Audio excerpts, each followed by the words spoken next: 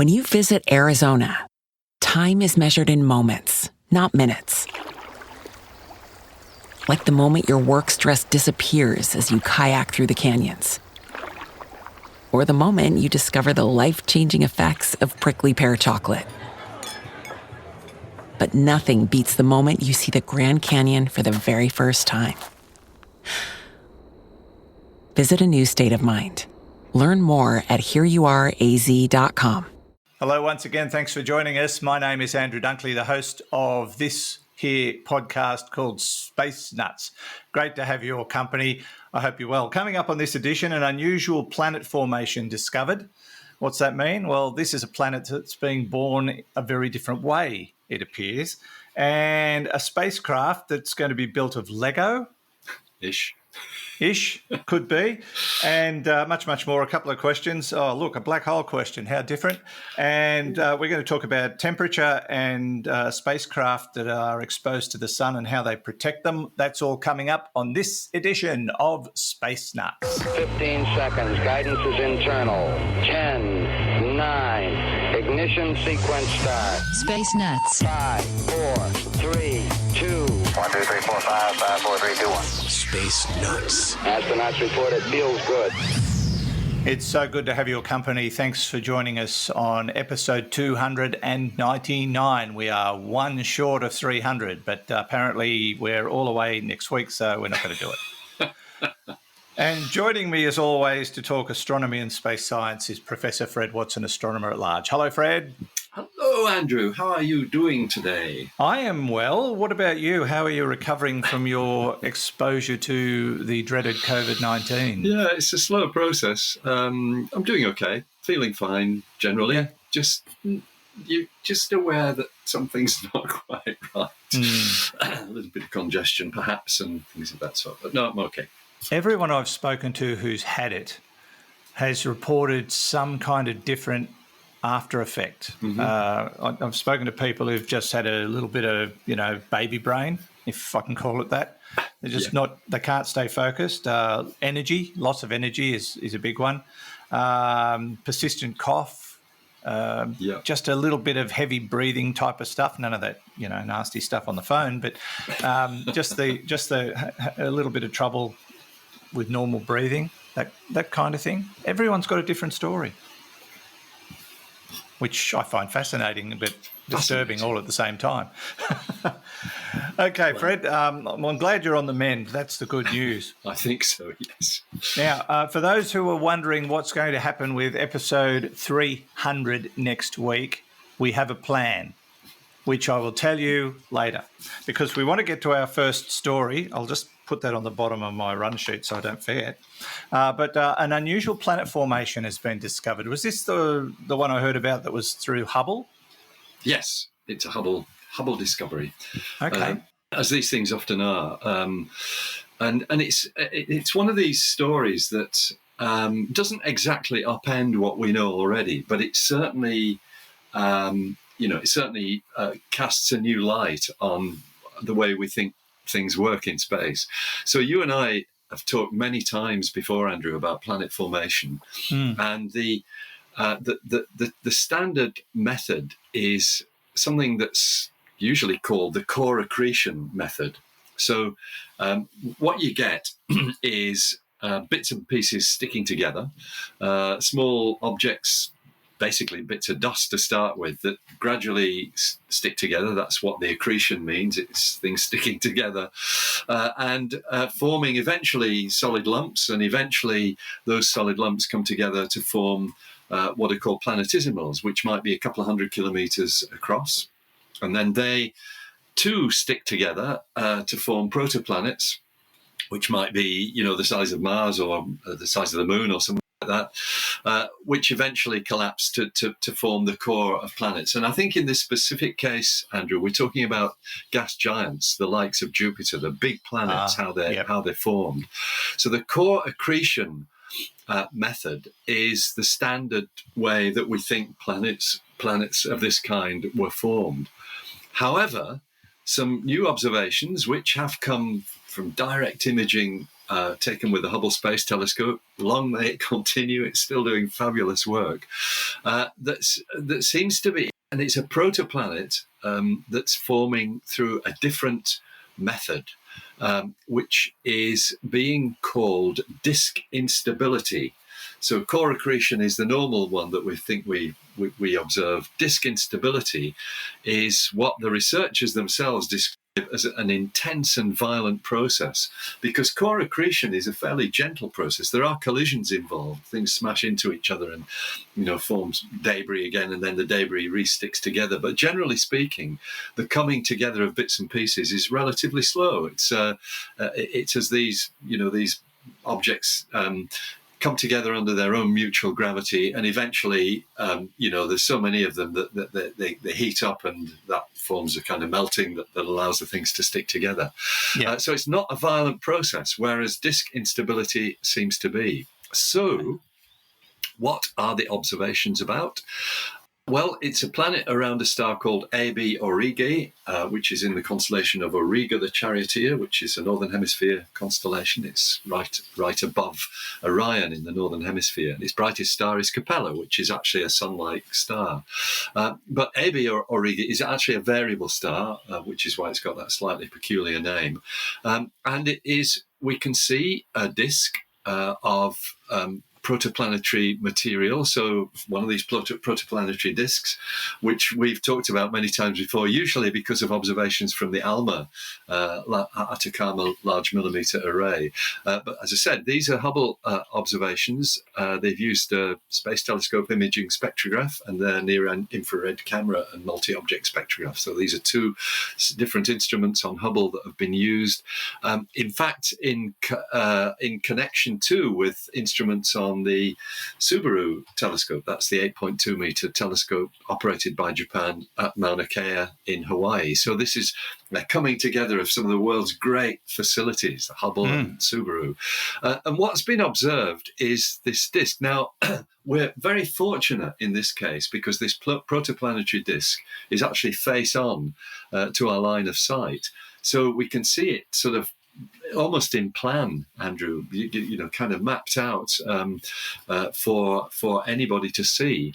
And what has been detected is structure in the protoplanetary disk, which includes one very bright part that is being interpreted because of the observations, the spectroscopic observations, as this process of this violent and what was it, the expression, an intense and violent process, a planet forming by disk instability.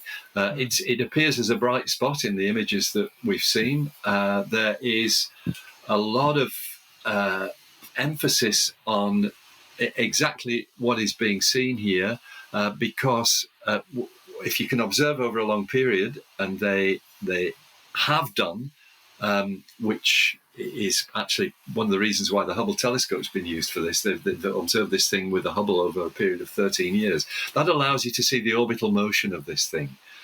So you can actually see this planet moving in its orbit over only a small distance because it's a long way from its parent star.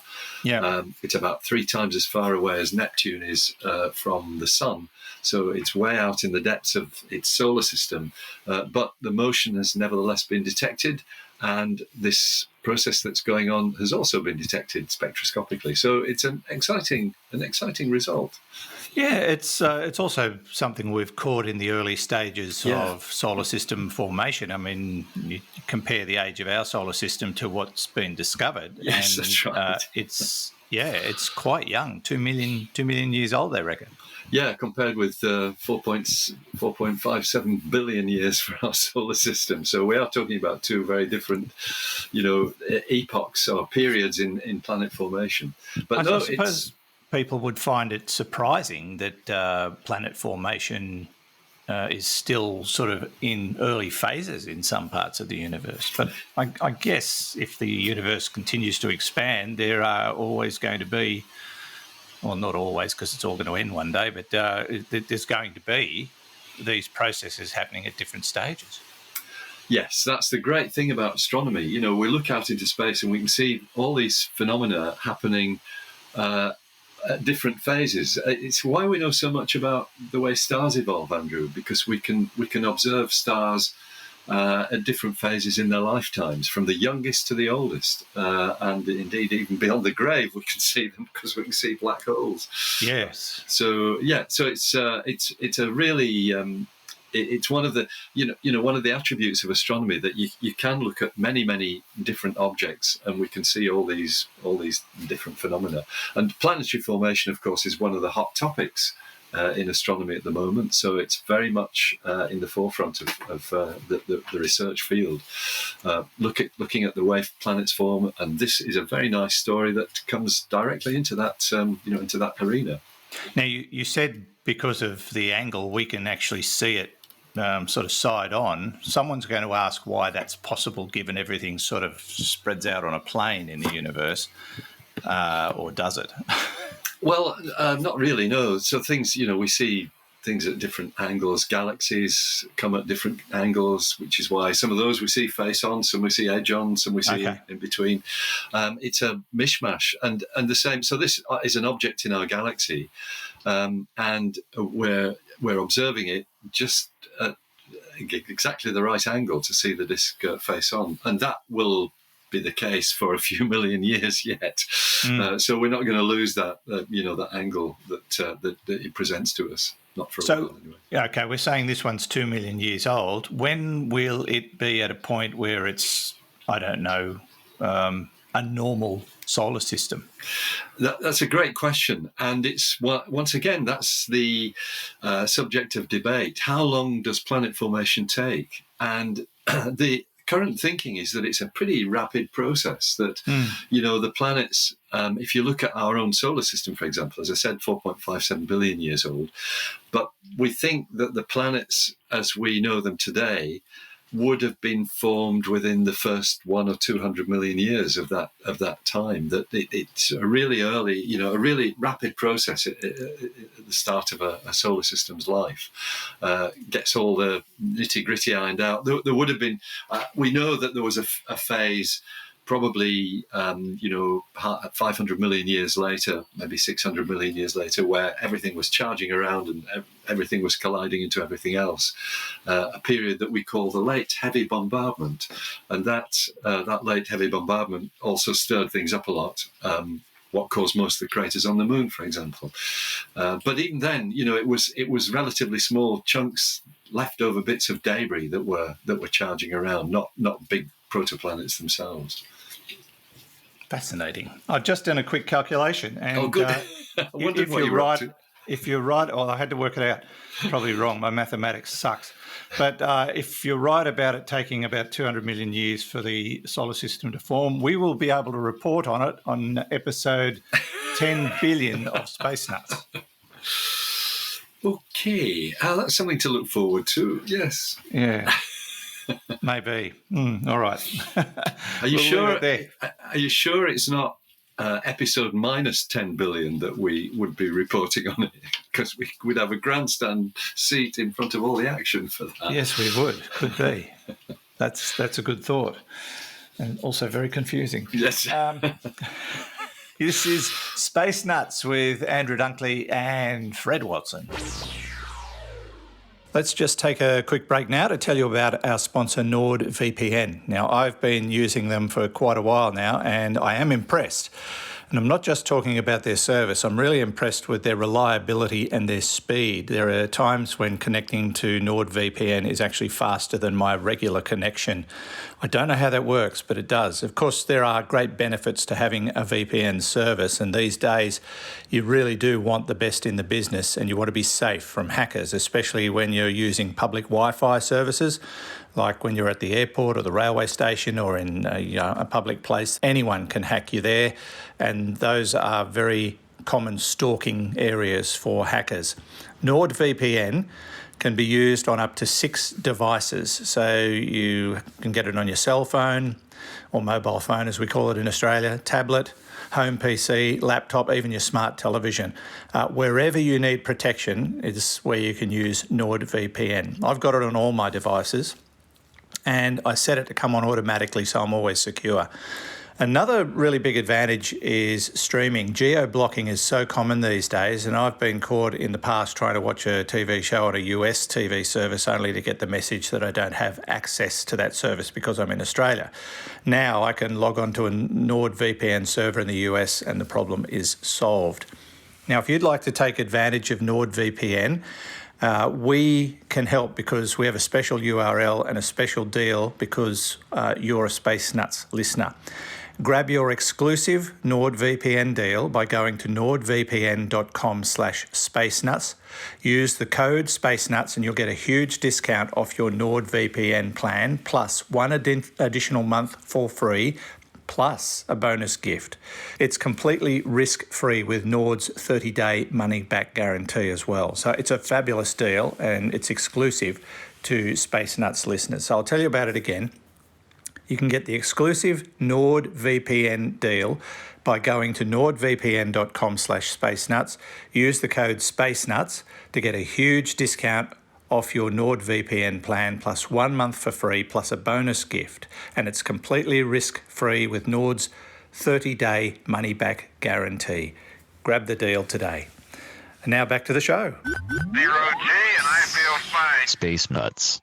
Now, we have been building up to this for quite some time, and it is now time to tell you what the plan is for our 300th episode, which is coming up next week. Next week, you'll be able to tune in live and listen to Space Nuts and join us person to person, basically, which we have done as an experiment a couple of times, but this is the first official live program for Space Nuts to celebrate 300 episodes, and yeah, it's a milestone that neither of us ever expected to achieve. So it's been amazing, and all because of your support. So thank you very much.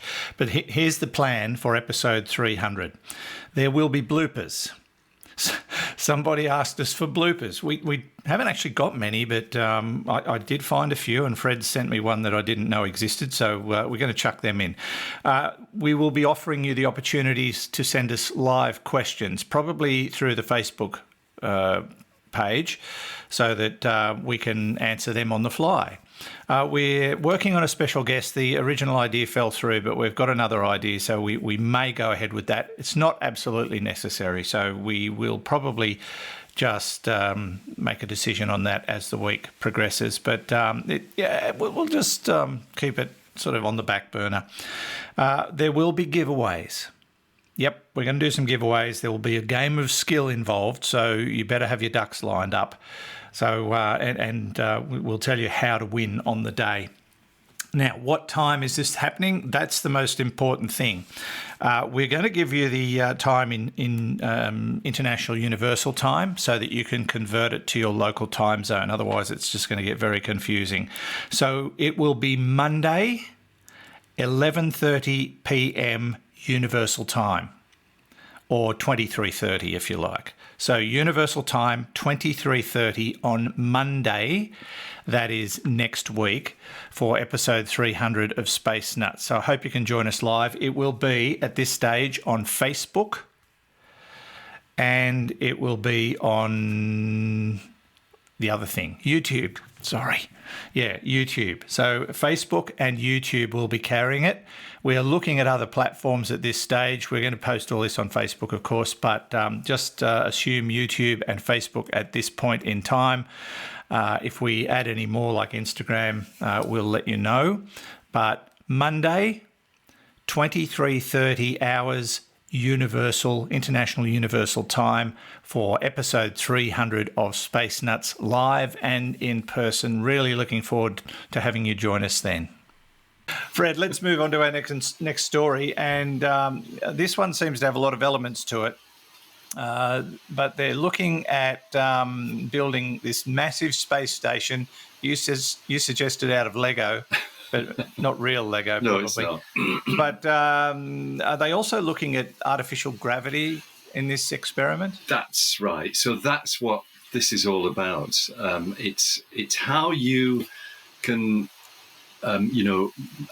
transfer the idea of a spinning space station into reality to provide simulated gravity for its occupants. And of course, this all goes back decades. I'm sure many of our listeners will remember the rotating space station in 2001: A Space Odyssey, which was right on the money as to how you might do this.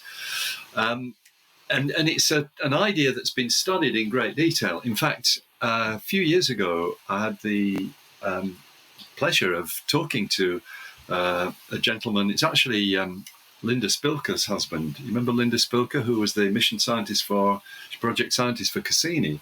Yes. Her husband actually owns or runs a company that looks at exactly this sort of phenomenon, the idea of providing artificial gravity. And I had some really interesting talks with him about the limits on how well this would work. And it turns out that what you've got is some sort of disk, and the humans are around the edge of it, or other objects that you want to put into artificial gravity.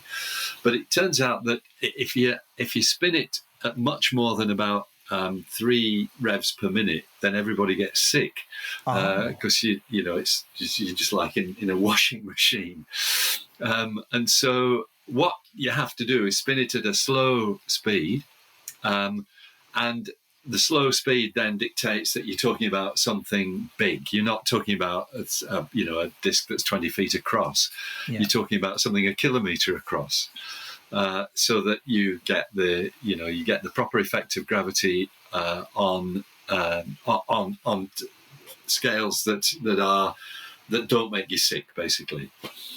And so what this story is about is it's really just a progress report, I guess, on projects that are being looked at through the NASA Institute for Advanced Concepts, NIAC, and they basically issue grants to universities and things like that. And 2 of these grants have gone to teams at Carnegie Mellon University and the University of Washington for basically clever ideas about how you can build a kilometre scale space station which will rotate and have artificial gravity. Yeah.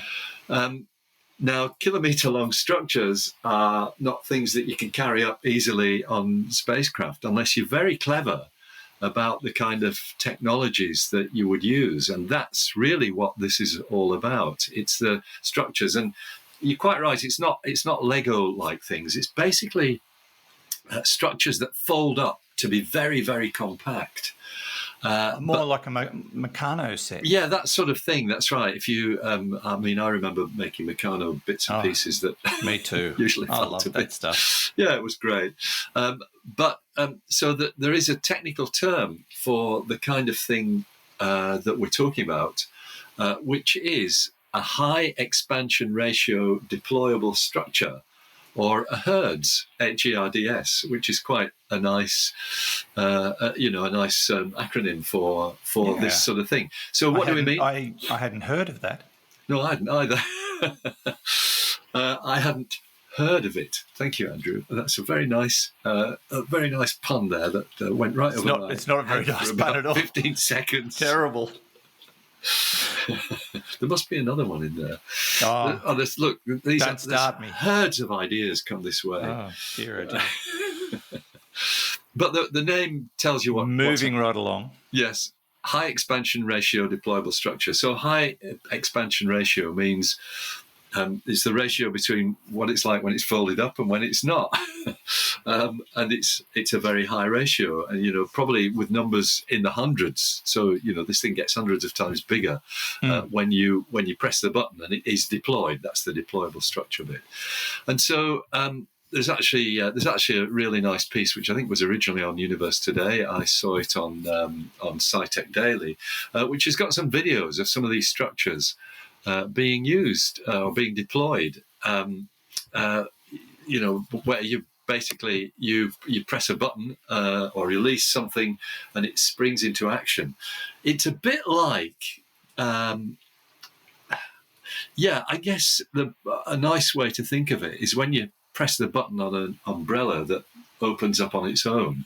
Yeah. You click the button and suddenly it's gone from a long stick into something that's going to keep the rain off you. And that's very appropriate as I speak, because it's pouring down again here in Sydney. Oh, gosh. Yeah. Once again, the gutters are overflowing. Anyway, never mind all that. If we were outside, it would be very nice to have an umbrella in this weather. And that's basically, I guess, an example of a HERDS, high expansion ratio deployable structure. Whoops, sorry. Yeah. So, and I think this is really promising. I love the idea of creating large space stations. I've kind of rambled on about this before because, if you want to colonize space, the way to do it is by building these large artificial structures. You provide your own gravity, and you essentially allow the engineering to dictate where you're going, rather than the fact that you've got a nice Earth-like planet next door, similar to Earth next door, for example, Mars. Which is why I don't think we should be colonising Mars. I think we should be building HERDS in space. There you go. Yes, fair enough. I did see an interesting science fiction solution to the artificial gravity problem in the TV series The Expanse, which I thoroughly enjoyed. What a great show. Yep. The special effects are amazing, but they didn't have artificial gravity on most of their spacecraft. But they did have electromagnetic boots. Okay. and the floors were all made of metal. So you just turned the boots on and you could walk around. Yeah. I think, I think the problem with that is if you were in space long enough, the muscle wastage would eventually make it more and more difficult for you to walk with magnetic boots. That's the only problem I can see with it.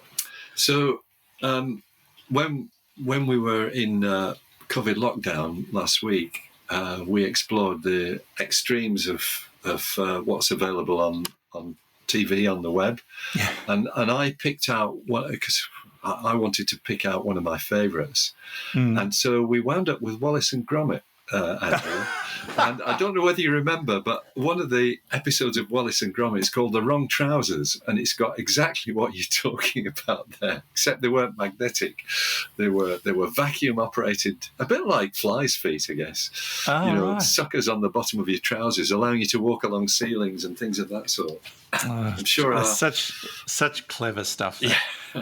Well, the latest science fiction series that I've attached myself to, because I used to play the game with the boys when they were young, is Halo. Yeah, well, Halo's the classic example of a rotating structure. Yes, it's and brilliant. The critics have been pretty nasty with the TV series of Halo, and a lot of the purists are saying, but I'm just taking it on face value. I'm loving it. I'm really loving it, and the special effects are magnificent. That sounds great. So I can relate to the characters because they're all straight out of the game. Yes, there's a couple in there. The only thing that disappointed me is when the very first edition of the Halo game, when it came out, started with a movie role introducing us to the Master Chief, but also the spaceship, the battlecruiser he was on, called the Pillar of Autumn. I loved the names of things in it. The Pillar of Autumn. It was a great name. But they didn't start it that way. They started on this planet we'd never heard of with these characters that we never heard of. So maybe that put people off initially. Mm-hmm. And guess what they were mining on this planet? You'll never get it. Wouldn't be cheese, would it? No, deuterium. Deuterium. Yeah. I don't know what they wanted to use it for. Heavy water, yeah. They never explained that, but it was a highly sought-after commodity. Possibly.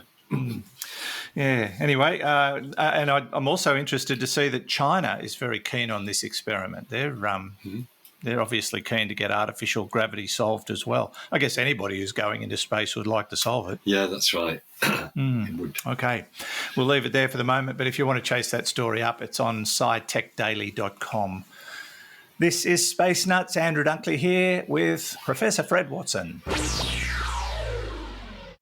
Space Nuts. And if you would like to become a patron of Space Nuts, you can do so by logging onto our website and look at the options. There are all sorts of ways of supporting us financially, or just by buying us a cup of coffee, which you can do on our website, spacenutspodcast.com or spacenuts.io, or you can leave a review on whichever podcast platform you use. Reviews are very, very helpful.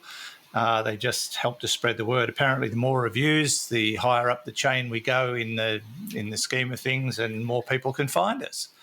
So those are options. But yeah, thanks to the patrons. I haven't looked on the patron list lately, but the numbers have jumped. So thank you very, very much for joining us as patrons. We really, really do appreciate it. Now, Fred, let's get into some questions. This one's a very quick question from Simon. Hello, Fred and Andrew. This is Simon here from Sweden again.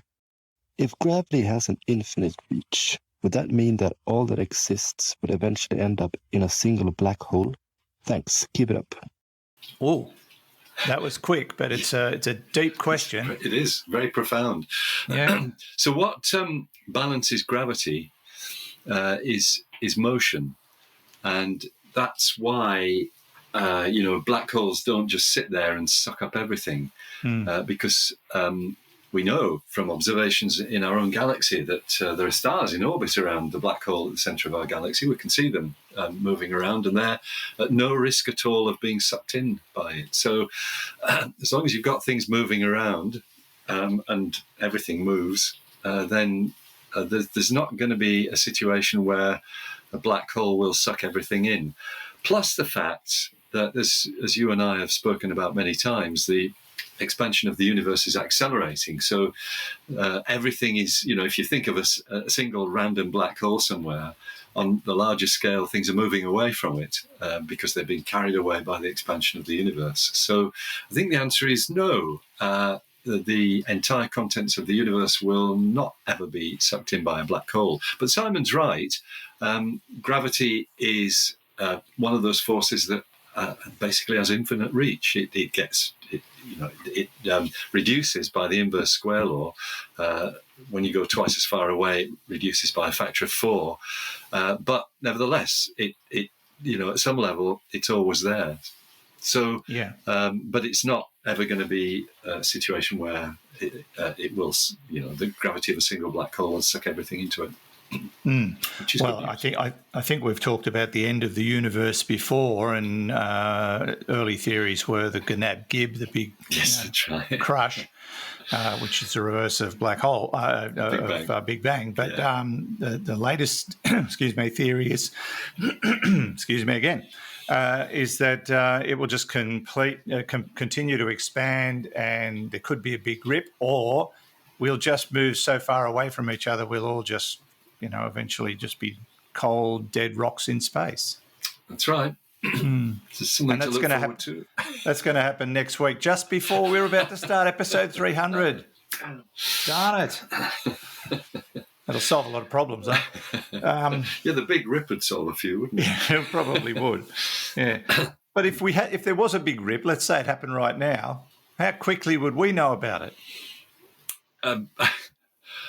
So the big rip is when space-time itself gets torn apart. And before that happens, the atoms have been torn apart. So we're already, we're already curtains. But we don't have to worry about that either. We don't have to worry about the big rip. That's right. That's good. That's good news, yeah. Yes. All right. Thank you, Simon, for your question. Great to hear from you. Let's now get a couple of questions from Ralph. Hello, Top Nuts. This is Ralph in Northern California again. A couple quick questions. I'm sitting here in the warm California sun. It feels great on my neck and back, and I'm thinking, gosh, when our planet revolves to the other side and I don't get the direct energy from our nearby star, it gets much cooler, of course, and even cold at times up here. And I'm thinking, is that the same when you get above the atmosphere? It's out away from the greenhouse effect. Do you still get a very hot energy effect from direct sunlight? And then when you're behind an object in the shade, does it get cold, like, that super cold of the vacuum of space, etc.? Just curious, because that means we'd probably never find life anywhere else if it didn't have an atmosphere, if that's the case. Second question is related to the recent pictures of the sun. They look so great. It's amazing. how do they protect the spacecraft when they the craft that's getting so close to the sun? I'm sorry, I can't remember the name at the moment. How do they actually protect that thing from being cooked? Interesting stuff. Thanks as always. Great show. Bye. Aluminium foil. Aluminum foil, sorry. Got to talk American sometimes on this show.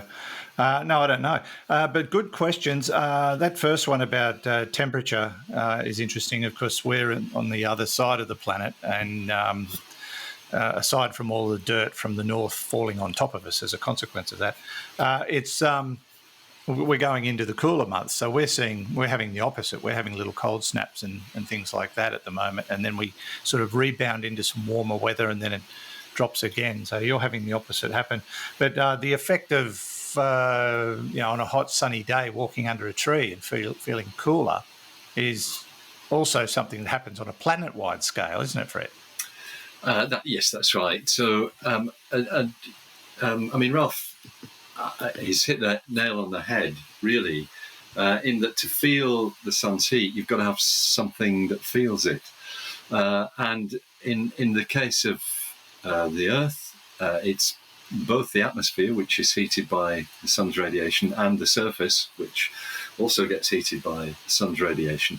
But I think Ralph's assessment that to have living organisms, you need an atmosphere, is probably about right as well, because what the atmosphere does is it regulates the temperature on the surface of the planet. If you think of the moon, which is devoid of an atmosphere or any atmosphere to speak of, it's got something called an exosphere, which is a few atoms per cubic meter, but not enough to make any difference to the heat of that